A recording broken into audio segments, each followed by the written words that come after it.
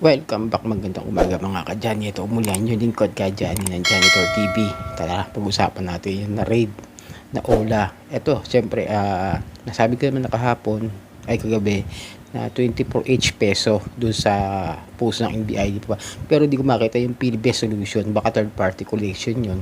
Di ako sure. Pero nakalagay sa NBI, binasa ko lang naman at in-update ko lang naman kayo kung ano yung Ola na na-raid kahapon, kagabi. Nga 24H peso ha. Kaya yung mga magbablog dyan na okay yan ha. Ayan, na-raid na. Kaya pag sinabing okay yan, i-ok sa inyo. Ito galing sa ABS-CBN, yung ating kukuning hayag na nakuha nila doon sa biktima at saka doon sa NBI o Chinese arestado sa pagpapatakbo ng online lending collection scam. Pero bago ang lahat, kung newbies po kayo, please subscribe na po, like, share, hit nyo yung notification bell para updated po kayo sa mga videos na ginagawa natin dito.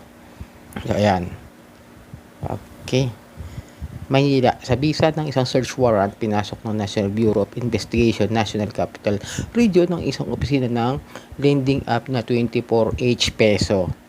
Isinumbong sa NBI na ang kumpanyang na ito ay nagpapatakbo umano ng online lending scam.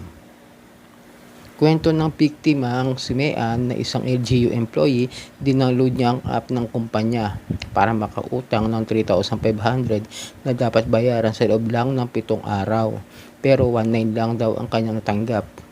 Ito naman yung sinabi ng victim. Nakabayad naman ako pero di ko alam kung bakit pinagmumura ako at kung ano pang sinabi sa akin. Padadalhan daw ako ng kabaong ayon kay Mayan.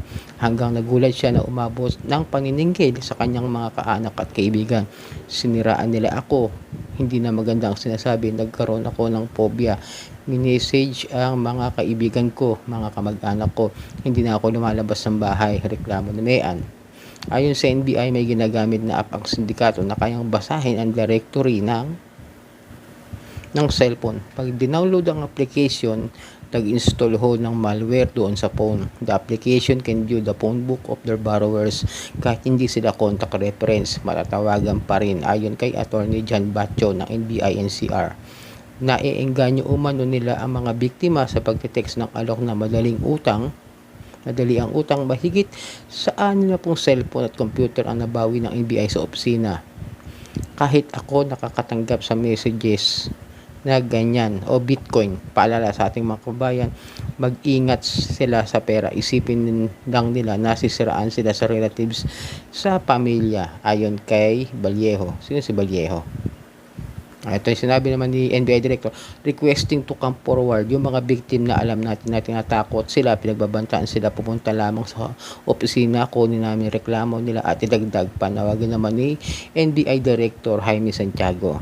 Tumangging magbigay ng pahayag ang suspect na naharap ngayon sa kasong paglabag sa Data Privacy at Cybercrime Prevention Act. See? Ba? Yan sinasabi ko na kahit nakabayad ka na, minsan nga talaga, di ba, kahit wala kang utang. Ito yung mga sinasabi ko doon sa mga illegal. Dahil itong 24H peso.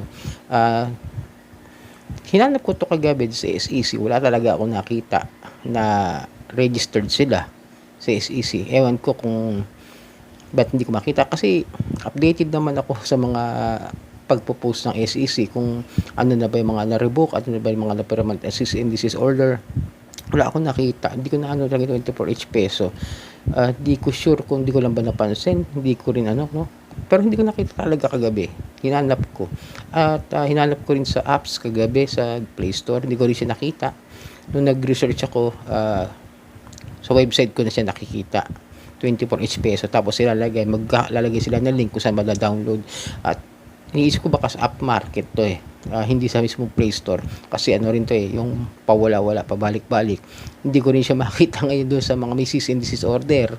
Hindi ako sure kung bakit hindi ko ma-access yung SEC website doon sa mga cease o baka talaga meron lang akong hindi napindot o maaaring hindi na. Pero for sure illegal sila dahil hananap ko is wala at ngayon nangaharas sila. I will make sure na sinabi naman nila na illegal ang lending company na ito. Hindi po ba? Di tayo naninira. Galing mismo sa NBI yan at sa mga balita ng mainstream media. Ako ina-update ko lang po kayo. Kaya kung may mga utang po kayo o may loan kayo rito sa 24H peso at kayo hinaras at meron kayong ebidensya, meron kayong mga screenshots ng mga text nila, ng mga messages nila, pumunta na kayo, dumulog na po kayo sa pinakamalapit na NBI Anti-Cybercrime o kaya pumunta kayo sa main, dito po sa may UN Avenue yan. Mas maganda kung doon direkta kayo para maipasa nyo mismo sa ahensya ni NBI Director Jaime Santiago. Madali lang naman pumunta yan kung kayo taga Manila, kung taga NCR kayo. Dito yan sa pagka nag-LRT kayo, mismo tumbok nyo na yung yung NBI. Pagbaba nyo ng UN, lakad lang kayo ng konti. Harap niya yung hotel na Per Manila. Yan po. Kitang-kita naman agad yan. Siyempre malaking compound niya ng na NBI. Kaya kung may mga problema katulad niya, sabi nga sa inyo huwag kayong basta-basta nag-uutang sa mga online loan na hindi maganda yung background. O kaya kung wala kayong ideya at napansin ninyo na malaki yung processing fee, huwag yun ang hiraman. Red flag na po yun. Kasi kung legit naman ng mga OLA, siguro sige, pagbigyan natin may processing fee, pero hindi ganun kalaki. Unlike this na humiram nga ng 3,000 yung biktima, ang nakuha lang daw niya is 1,800 ayon sa balita. Pinanood ko yung video mismo, 1,800 lang. Tapos binayaran niya ng 7 days. Nabayaran naman niya, kaya nga nagulat siya bakit siya sinisingil at kinukontak na yung mga relatives, yung mga kaibigan, hanggang sa pinapahiya na siya, di na nga siya lumalabas ng bahay. Yun yung problema Kaya mas mabuting ginawa dito ni ate na lumapit na lang talaga sa ahensya para magkaroon siya ng ideya. Tama yung binigay niya.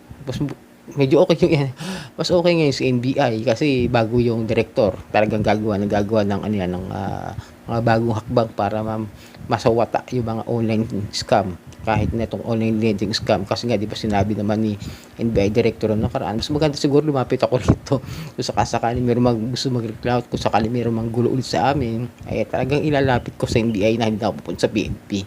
Baka dito ako dumiretso next time yung mga haras sa amin. Medyo yung asawa ko noon nakaranas, pero hindi naman tuloy-tuloy, hindi katulad ng dati talaga na halos araw-araw nakakatanggap ako ng text, halos araw-araw nakakatanggap ako ng messages ng mga harassments, di ba? Yung kailan, buti pa yata doon ako sa NBI nagpunta noon, kaso nga lang hindi pa si Jaime Santiago sayang, sana tayo ng report na magkaroon tayo ng isang accomplishments kahit paano may ma-raid tayo, mayroon tayong nabigyan ng pero tignan natin kasi medyo lumalaylo rin kasi ang mga OLA ngayon, medyo tahimik nga, tahimik sila, hindi sila masyado nangaharas ng mas nagpo-post sila sa ngayon sa mga comment section, sa mga Facebook page ng mga OLA victims community, sa mga online lending apps na community, kung saan doon sila madalas mag-post at manakot ngayon. Doon ang mga modus nila. Yan ang masasabi ko ngayon. Pero in-update ko lang kayo, 24H peso na raid po kahapon ng NBI. Okay? At maraming po salamat. Sana po tuloy niyo po ako supportahan at tangkilikin dito sa ating channel, Janitor TV. Salamat.